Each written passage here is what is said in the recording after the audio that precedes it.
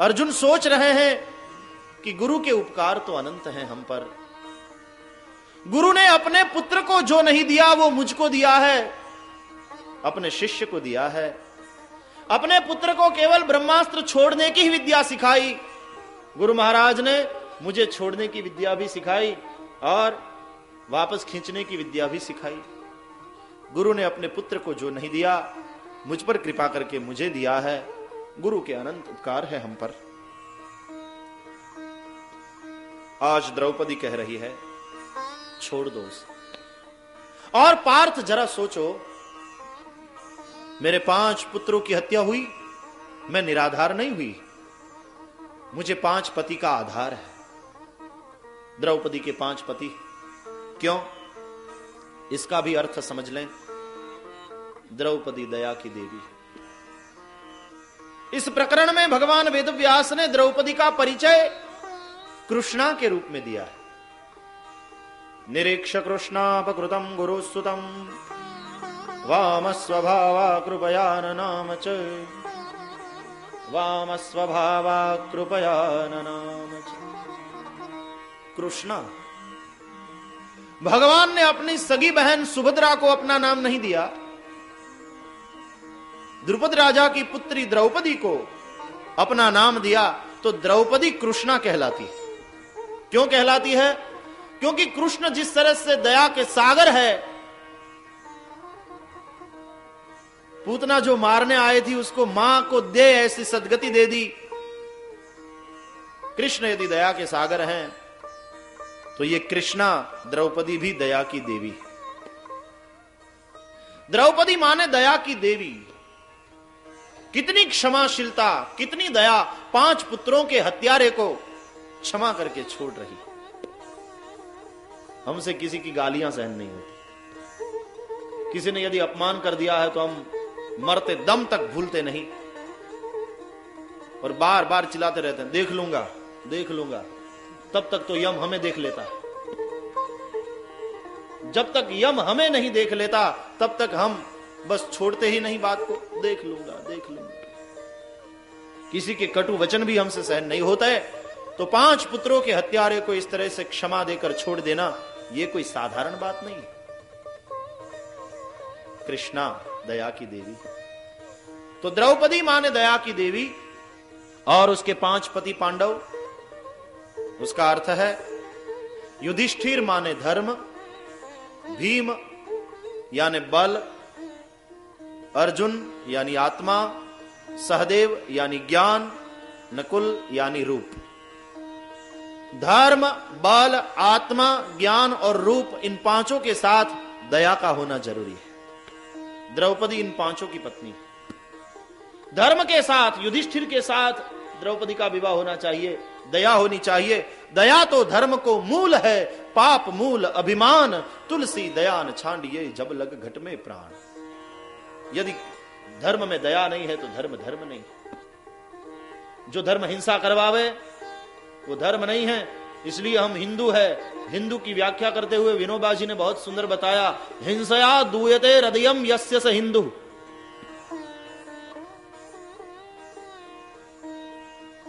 हिंसा से जिसके हृदय में पीड़ा होती है वो हिंदू है। हिंदू हिंसया दूयते हृदयम यस्य स हिंदू। क्योंकि हमारे धर्म में दया है मूल। जो लोग धर्म के नाम पर पशु को मार के बलिदान चढ़ाते हैं वे लोग धर्म के नाम पर हकीकत में अधर्म का ही आचरण कर रहे हैं।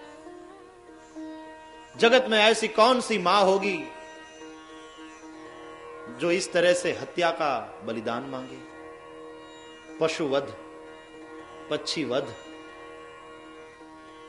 कोई मां ऐसी निष्ठुर नहीं होती जो अपने सामने अपने बच्चों की हत्या देखती रहे। ऐसा बलि कोई मां नहीं मांगती। धर्म के नाम पर हम ही अधर्म कर रहे हैं। अपनी बुरी भावनाओं को हम ही पोष रहे हैं। दया धर्म का मूल है। अहिंसा, अस्तेय यदि 5 यम बताएं।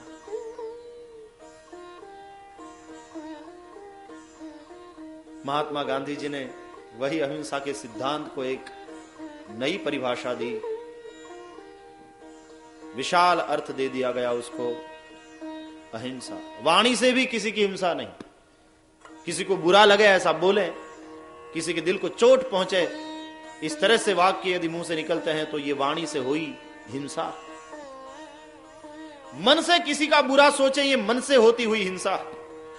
केवल तन से ही अहिंसा का पालन न करें, मन और वाणी से भी अहिंसा। दया धर्म को मूल है, पाप मूल अभिमान। युधिष्ठिर के साथ द्रौपदी होनी चाहिए। भीम बल है, बल के साथ भी दया का होना जरूरी है। बल के साथ यदि दया नहीं होगी तो बल रक्षण नहीं करेगा, भक्षण करेगा। बल राजा रावण में था, लेकिन राजा रावण के बल में दया नहीं थी, इसलिए रावण का बल विनाशक सिद्ध हुआ। भगवान श्री राम में भी बल है, लेकिन राम के बल में दया है। निर्बल के बल राम। सुनहरी मैंने निर्बल के बल राम।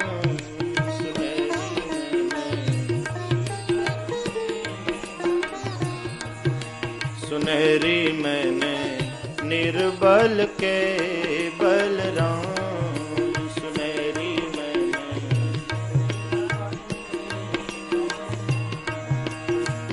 पिछली साख भरूं संतन की। पिछली साख, पिछली साख भरूं संतन की। पिछली साख भरूं संतन की। आड़ सवारे काम, निर्बल के बल राम। सुनहरी मैंने निर्बल के बल राम। सुनहरी मैंने निर्बल के बल राम।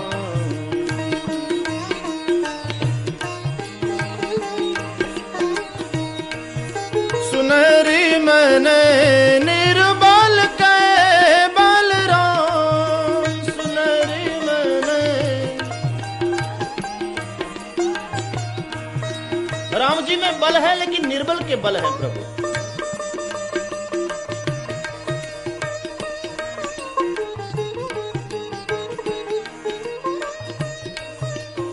द्रुपद सुता निर्बल भई तादिन। श्याम को पुकारा, जब द्रुपद सुता निर्बल भई तो भगवान तुरंत आए। दुशासन की भुजा थकित भई। खींच रहा है वस्त्र को द्रौपदी के दुशासन।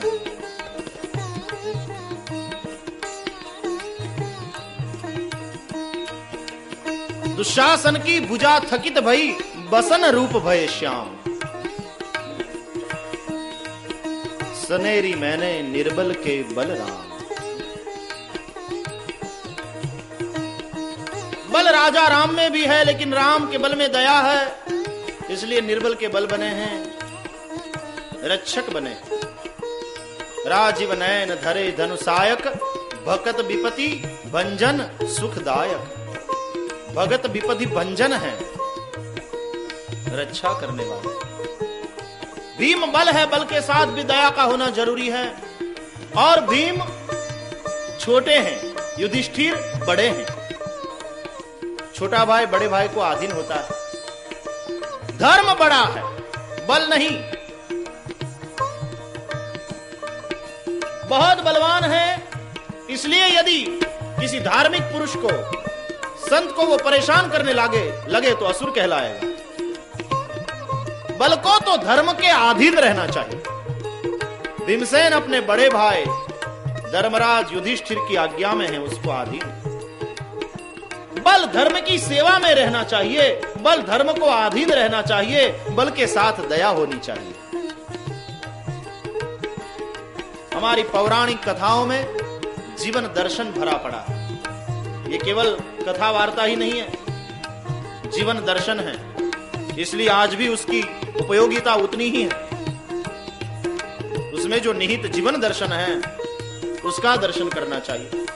बाकी कथा से तो सारा संसार परिचित ही है और भारतवासी तो सुपरिचित है, रामायण की कथा से, भागवत की कथा से, महाभारत की कथा से।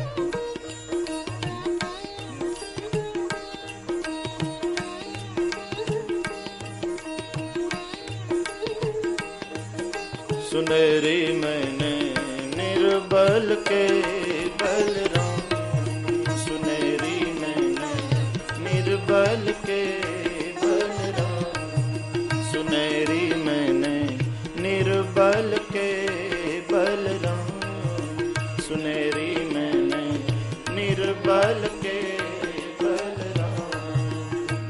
पिछली साख भरूं संतन की, पिछली साख भरूं संतन की, आड़े सवार रे काम, निर्बल के बलराम, सुनहरी मैंने निर्बल के बलराम, सुनहरी मैंने निर्बल के बलराम, सुनहरी मैंने,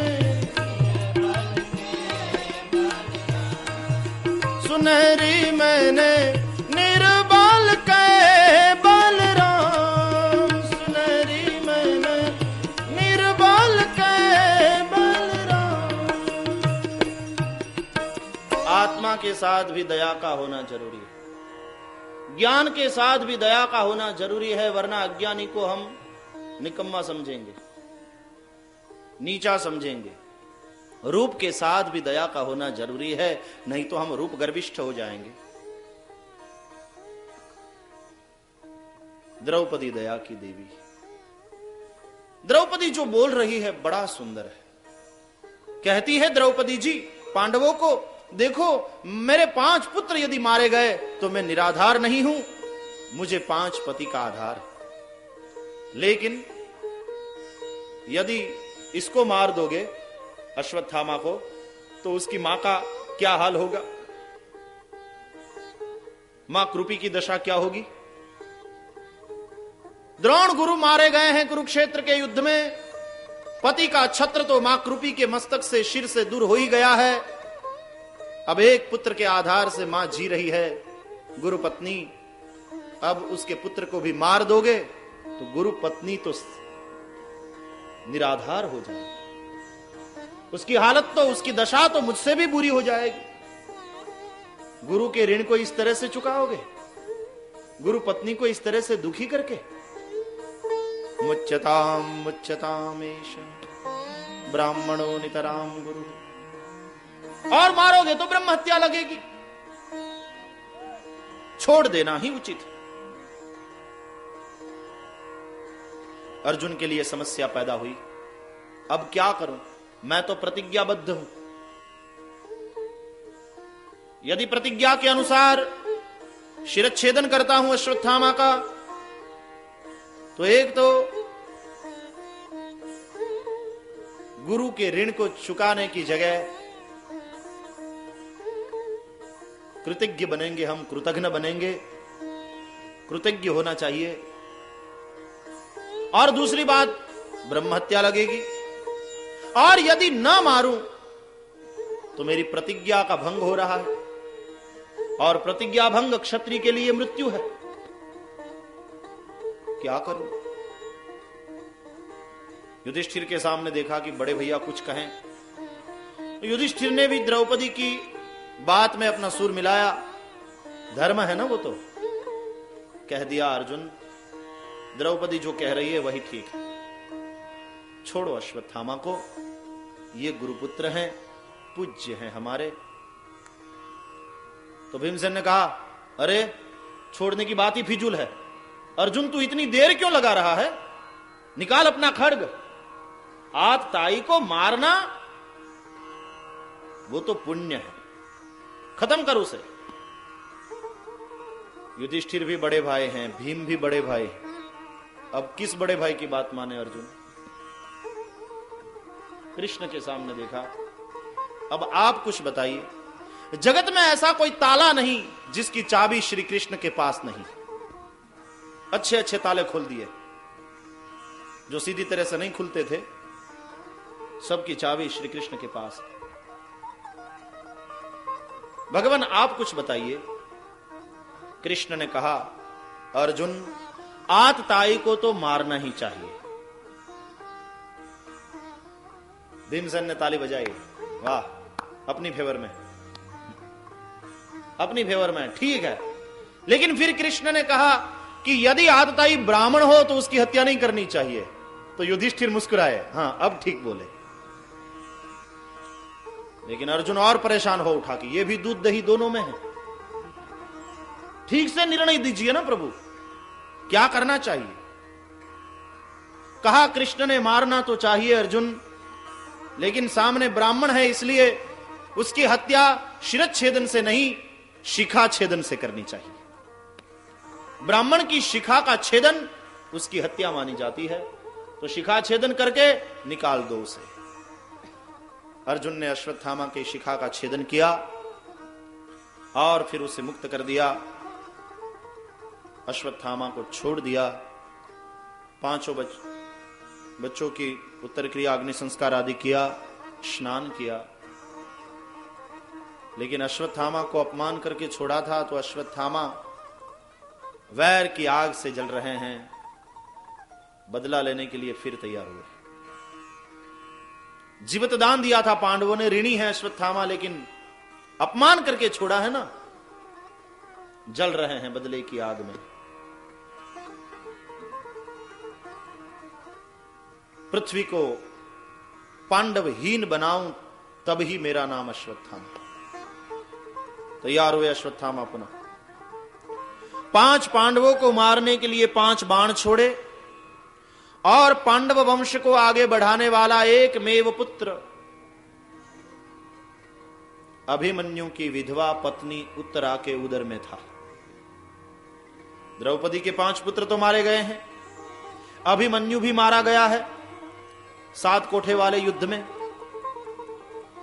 अब पांडव वंश को आगे बढ़ाने वाला एकमेव पुत्र अभिमन्यु की विधवा पत्नी उत्तरा के उदर में था, उसको मारने के लिए ब्रह्मास्त्र छोड़ा। तब उत्तरा दौड़ती हुई आई भगवान के शरण में।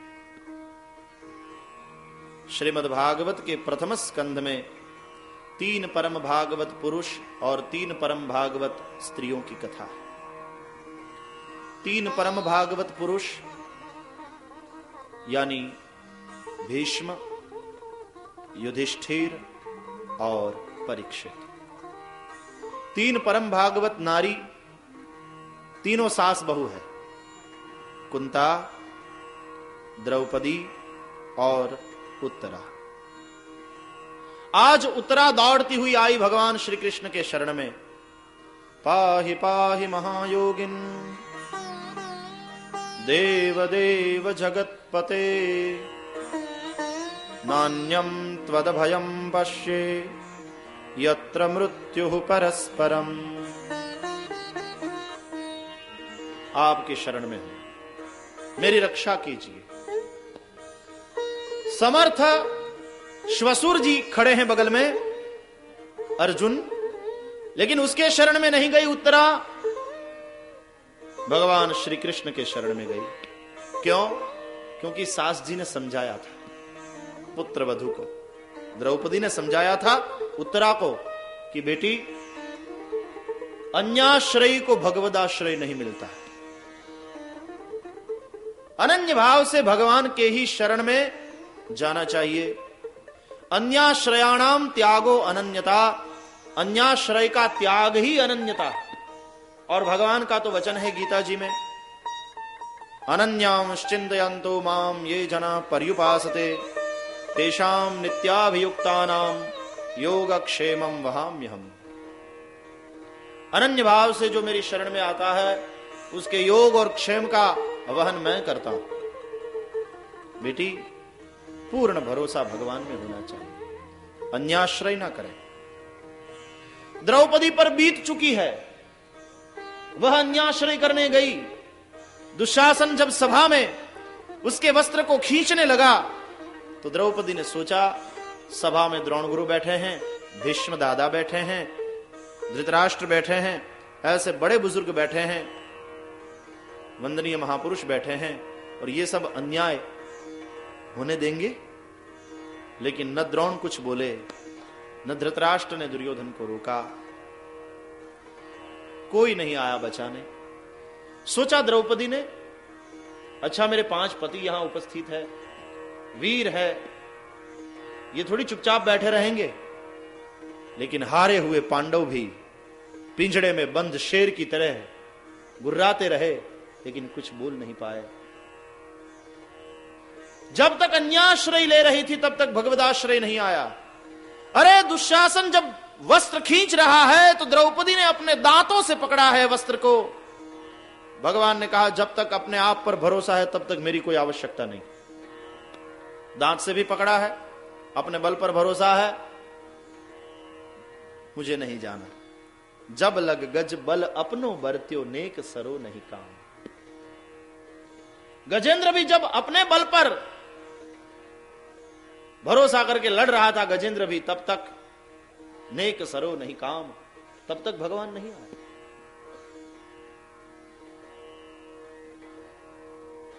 और फिर जैसे ही निर्बल वै बलराम पुकार्यो, जब लग गज बल अपनो बरत्यो, नेक सरो नहीं काम। जब लग गज बल अपनो बरत्यो, नेक सरो नहीं काम। जब लग गज बल अपनो बरत्यो, नेक सरो नहीं काम। निर्बल वै बलराम पुकार्यो, निर्बल वै बलराम पुकार्यो, आए आधे नाम। निर्बल के बलराम सुनेरी मैंने, निर्बल के बलराम सुनेरी मैंने, निर्बल के बलराम सुनेरी मैंने। सब गाइए ना, ये कहना ना पड़े, फील्डर को कहना पड़ता है फील्डिंग करो। सदा अलर्ट होने चाहिए, कब बॉल आए क्या पता। मैंने बार बार दोहराया है कि ये नारदीय पद्धति है, यदि मूंगे गूंगे बैठे रहोगे तो दोष माना जाएगा। जब लग गज बल अपनो बरत्यो, जब लग गज बल। हर व्यक्ति गाए सभा में बैठा हुआ, जब लग गज बल अपनो बरत्यो,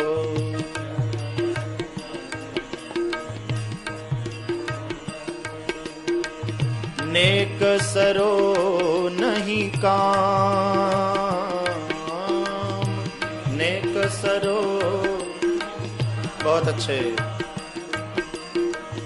नेक सरो नहीं काम, नेक सरो नहीं। निर्बल वै बलराम पुकार्यो, निर्बल वै, निर्बल होकर राम को पुकारा। निर्बल वै बलराम पुकार्यो, राम के बल पर भरोसा किया तो आए आधे नाम। निर्बल के बलराम सुनेरी मैंने, निर्बल के आधे नाम ही आए। हरि ऐसा ही बोला, लेकिन ह कहते ही भगवान उपस्थित हुए।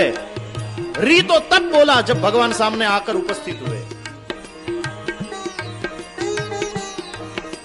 सुनहरी मैंने निर्बल के बलराम, सुनहरी मैंने,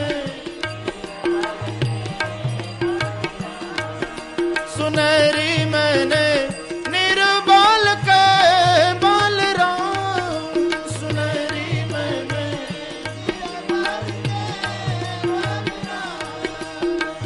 पिछली साख भरूं संतन की, पिछली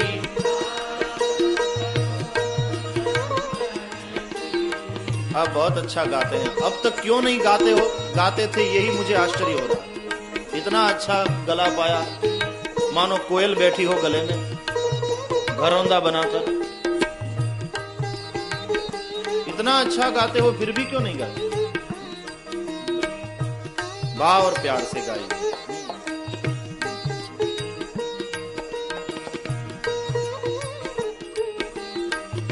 निर्बल के बलराम, सुनहरी मैंने,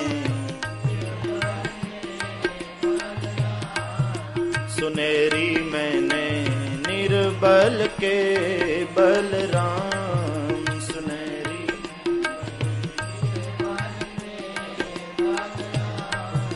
सुनहरी मैंने निर्बल के बलराम।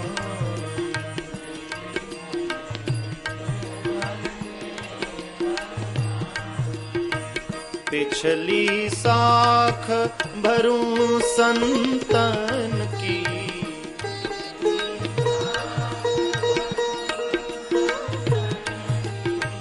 पिछली साख भरूं संतन की,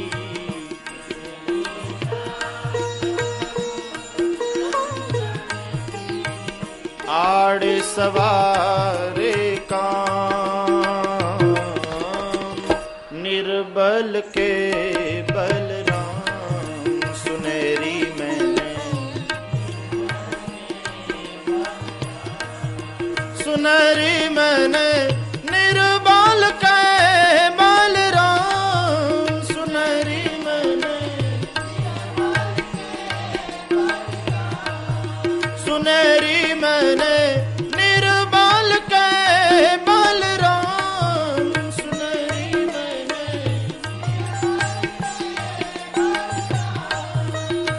जब तक अपने बल पर भरोसा था द्रौपदी को भगवान नहीं आया।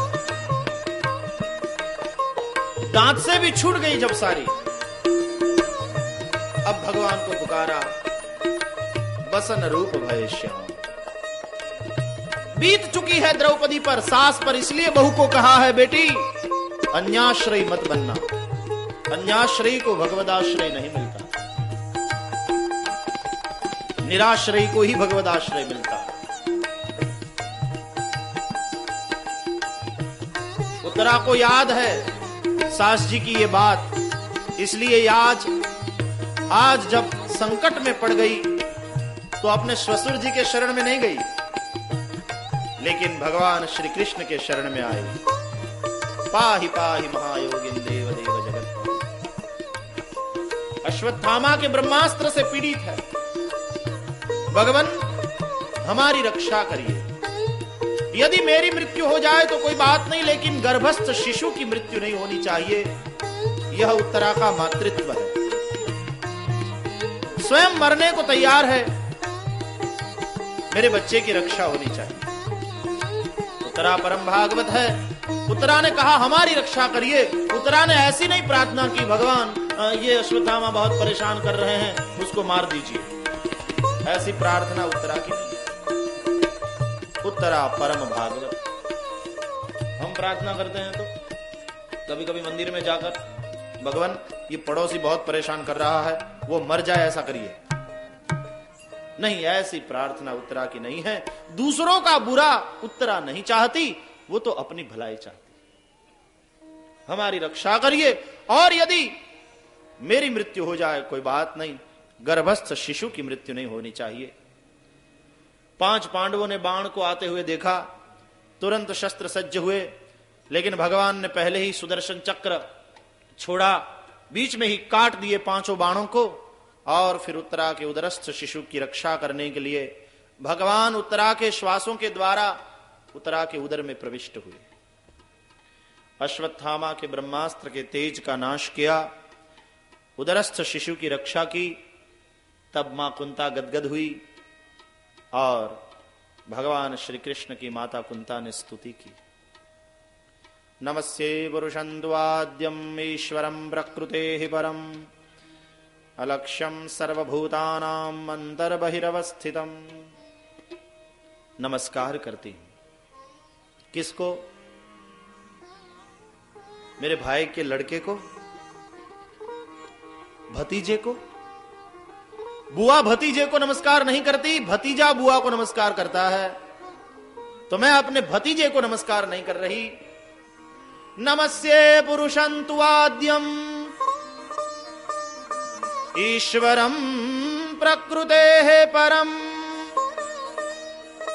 अलक्ष्यं सर्वभूतानां अंतर्बहिरवस्थितम्। आदि नारायण भगवान को नमस्कार करते। मां कुंता जानती है प्रभु की महिमा को। महात्मा ज्ञान से प्रेम बढ़ता है। आप आदि नारायण भगवान स्वयं हैं, ईश्वर है, प्रकृति से पर हैं, अलक्ष्य है, प्राणी मात्र में रहने वाले आप परमात्मा। कृष्ण आपको मैं नमस्कार करती हूं। नमस्कार से कुंता माता ने स्तुति का आरंभ किया है और कुंता माता ने स्तुति का अंत भी नमस्कार से ही किया है। श्री कृष्ण कृष्ण सख विष्णु शभाव निद्रुगराजन्य वंशदहना नपवर्ग वीर्य गोविंद गोद्विज सुरार्ति हरावतार योगेश्वर अखिल गुरु भगवन नमस्ते। नमस्ते। नमस्कार से आरंभ और नमस्कार से ही अंत। उपक्रम और उपसंहार दोनों में नमस्कार है। मतलब केवल भगवत शरणागति, यही कुंता माता का सिद्धांत है। तरहीन बीनु से ये मम स्वामी, तरहीन बीनु राम नमामि नमामि नमामि। सब गाइए जितने बैठे हैं। राम नमामि नमामि नमामि।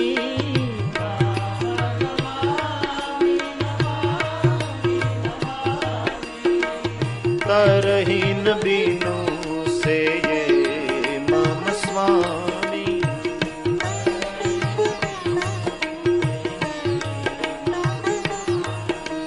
मेरे स्वामी की शरण लिए बगैर कोई भवसागर को नहीं तर सकता, तुलसी जी का कहना है।